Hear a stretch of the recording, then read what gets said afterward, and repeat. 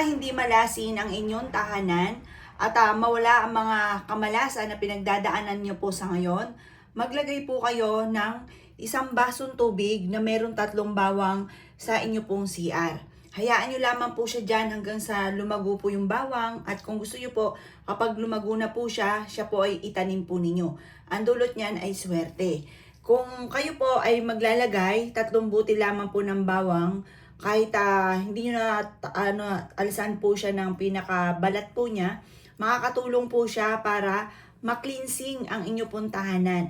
Kung kayo po ay laging minamalas, laging walang pera, ang dulot po ng mga ginagawa po ninyo ay parang sa wala't wala, parang kahit masipag ka, matyaga ka, pero lagi ka pa rin minamalas, ito ang kailangan po ninyo. Kailangan nyo na isang basong tubig na may 3 butil ng bawang sa CR po ninyo. Hayaan nyo lang siya maging ganyan. Ang dulot po niyan ay swerte.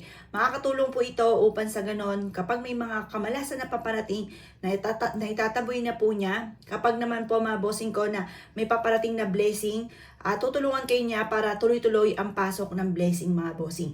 Kaya kung ikaw po ay laging minamalas, laging walang pera, natatalo ka lagi sa mga tinatayaan ninyo, laging away-away ang loob ng inyong tahanan, at may mga bisyo ang inyong karelasyon, ang inyong anak na hindi maiwas-iwasan, talagang napakagulo ng tahanan po ninyo, araw-araw ay nag-aaway.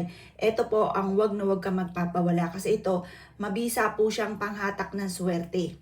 Siya po ay nagbibigay ng blessing, nagbibigay din po siya ng kung ano man yung ninanais ninyo. Minsan pa nga po, higit pa doon sa inyo po mga inaasahan ang maaaring maibigay po ninyo. Ang bawang ay isa sa mga pinaka-generous din na magbigay ng tulong. Humingi ka sa kanya 100, ibibigay sa inyo 1,000 pesos. Ganun siya, very powerful po ang bawang, at ganoon din syempre ang tubig. Ang tubig ay nagbibigay naman ng kasaganahan. Gawin niyo po ito Tuesday or Friday. Basta mas maganda sa umaga niyo siya gagawin. At magwi-wish ka na walang gamit na sana, direct to the point. Kapag nagdumi na yung tubig, palitan nyo na lamang po ng panibagong tubig. Makakatulong po siya upang sa ganon, imbis po na kayo lagi minamalas, tutulungan ka naman niya para lagi namang swerte ang darating po sa buhay po ninyo.